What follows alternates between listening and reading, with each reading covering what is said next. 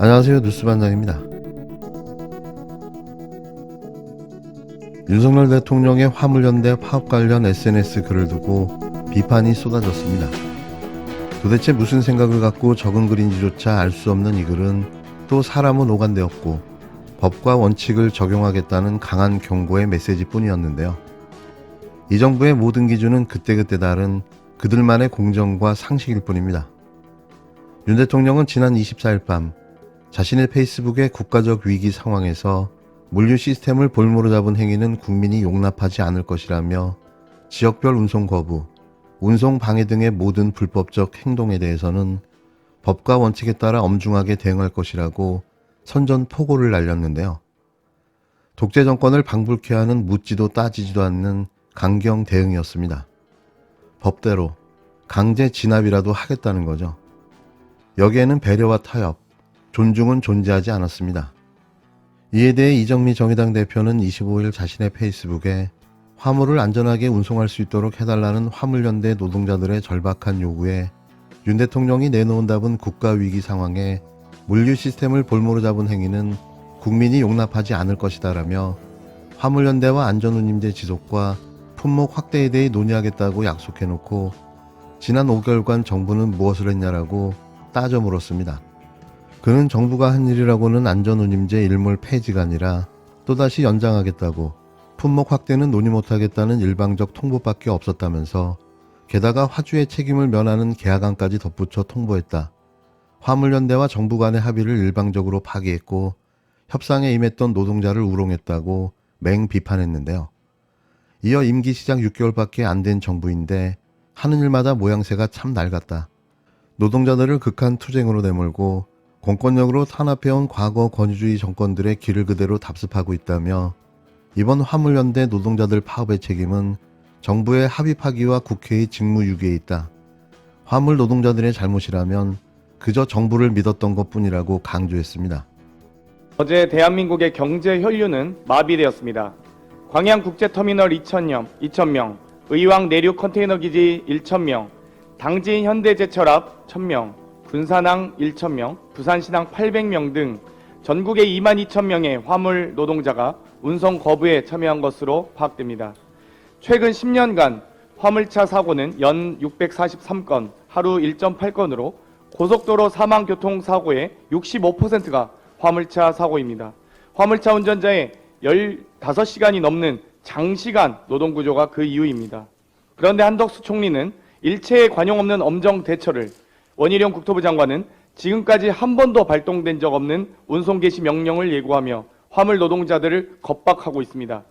본래 정부 여당이 약속한 안전운임제 합의안 파기가 이번 총파업의 원인임에도 불구하고 총파업의 법정 대응을 운운하며 적반하장식 태도를 보이고 있습니다. 아무리 친기업, 친자본 정부라지만 윤석열 정부는 노동자는 안중에도 없고 기업만 보이나 봅니다. 목숨을 걸고 졸음과 싸워가며 운전대를 잡아가는 대한민국 경제 일꾼을 불법 파업, 산업 피해만 부각하며 대한민국 경제의 악역으로 만들고 있습니다. 분명 지난 6월 국토부는 안전운임제 일몰 기간 연장 및 적용 품목 확대 검토를 약속했습니다. 그러나 윤석열 정부 들어 안전운임제 토론은 지난 9월 성과 보고 단 한 차례에 불과했고 어떠한 조치나 대화조차 시도하지 않았습니다. 도리어 사업자가 줘야 할 운임만 강제하고 화주 책임은 명시하지 않은 반대의 법안까지 발의하며 정부의 약속만 믿고 기다렸던 화물 노동자들을 배신했습니다. 안전에 대한 안일한 인식이 어떤 참사를 불러왔는지 목도한 지 불과 채 한 달도 되지 않았습니다. 화물차 사고 방지를 위한 화물 노동자들의 안전운임제 요구가 부당하지 않다는 것은 정부도 모를 리 없습니다. 최저임금도 노동시간 제한도 적용받지 않은 화물 노동자들에게 안전운임제는 마지막 사회적 안전망입니다. 화물차 운전자를 노동자로 인정하지도 않으면서 정부가 강제로 일하라고 명령한다는 것도 어불성설입니다. 대한민국 경제의 숨통을 끊고 있는 것은 바로 윤석열 정부입니다. 지금이라도 정부는 화물 노동자들과 대화와 교섭을 시작해야 합니다. 즉시 안전운임제의 일몰기한 연장 및 적용 품목 확대 방안을 마련하는 약속을 지키시기 바랍니다. 장경태 더불어민주당 최고위원도 같은 날 최고위원회의에서 이같이 말했는데요. 일방적으로 밀어붙이고 있는 정부의 대처를 강도 높게 비판했습니다.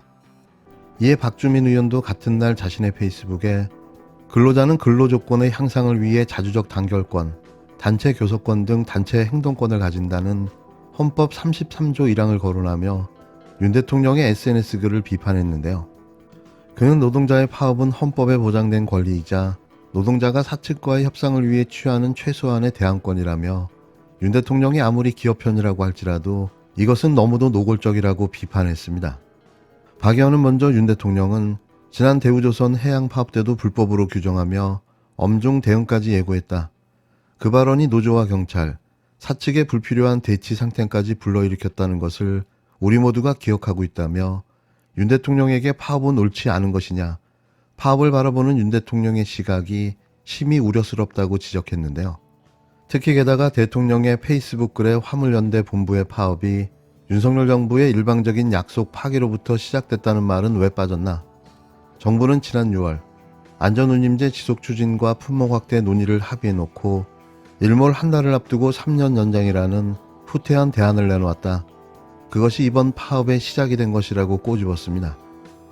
박 의원은 그러면서 윤석열 정부는 재벌에게는 자유를 외치면서 노조에 대한 혐오는 감추지 않는다. 파업은 불법, 엄중 처벌을 이야기하면서 파업의 원인에 대해선 들여다보지 않는다라며 오직 국민의 뜻을 따르겠다는 윤석열 정부의 국민에 노동자는 없나라고 반문했는데요. 수준이 이 정도일지는 상상조차 하지 못했습니다. 노동자를 대하는 이런 인식 수준이야말로 독재 정권에서나 나올 법한 대응인데요. 그의 눈에는 그냥 회방꾼으로 보이는 거죠. 더 기대할 게 없습니다. 이번에도 강경 진압을 하겠다며 경찰 특공대를 준비하지 않을까 걱정되는데요. 이제는 놀랍지도 않습니다.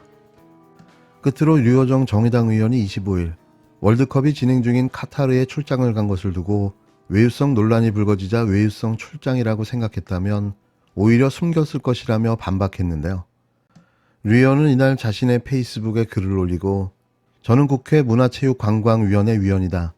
위원회 특성상 출장에는 관광지가 포함된다며 국내에서는 지스타, 부산국제영화제, 울산 체전을 비롯해 조계종의 의견 청취를 위해 진관사에도 방문했다고 설명했습니다. 이어 이번 해외 출장 역시 마찬가지다. 외유성 출장이라고 생각했다면 오히려 숨겼을 것이라며 다른 출장지와 달리 카타르 월드컵에는 문체부 장관도 동행했다. 어제는 다들 아시는 것처럼 대한민국의 본선 첫 경기가 있는 날이라고 해명을 시작했는데요. 그러니까 국민 혈세로 월드컵을, 친선을 핑계삼아 외유성 출장을 간 게 맞는 거죠. 노동자를 대변한다는 정의당 의원이 왜 거기에 가 있는 걸까요? 가진 퍼포먼스로 온갖 못볼 꼴을 보여주더니 이제는 국민 혈세로 월드컵 관광입니까? 빨리 총선이 다가왔으면 좋겠습니다. 무엇보다 저희가 걱정하는 것은 정권이 바뀔 때마다 되풀이되는 이 언론 자유와 언론의 사회적 책임 사이의 갈등을 이대로 계속 방치할 수는 없다. 이것들이 대한민국 민주주의에 미치는 영향이 너무 크고 지난 이명박 박근혜 정권 10년을 거치면서 수많은 언론인들의 희생이 있었고 그 전에 군사정권 하에서의 희생이야 이루 말할 수 없는 것이고요. 그런 과정을 반복하면서 왜 우리 민주주의는 언론 자유의 문제에 있어서 단 한 발짝도 전진하지 못하는가? 정말 이 악순환을 언제까지 계속할 것인가에 대해서 아주 근본적인 질문을 해야 하는 상황에 왔다고 봅니다. 누구보다 자유를 강조하셨던 윤석열 대통령께서 지금이라도 우리 현업 언론인들과 흉금을 터놓고 허심탄회하게 마주 앉아서 정말 있는 얘기 없는 얘기 한번 다 해봤으면 좋겠습니다. 언론 노조를 그렇게 공격한 인식의 배경이 뭔지, 어떤 사람들의 이야기를 듣고 있길래 그런 말씀을 하시는 건지, 오해가 있으면 오해를 풀고 논쟁이 필요하면 논쟁을 할 수도 있다고 생각합니다. 이제는 문제를 계속 꼬아갈 것이 아니라 당사자들이 마주 앉을 시간이 됐다고 생각합니다.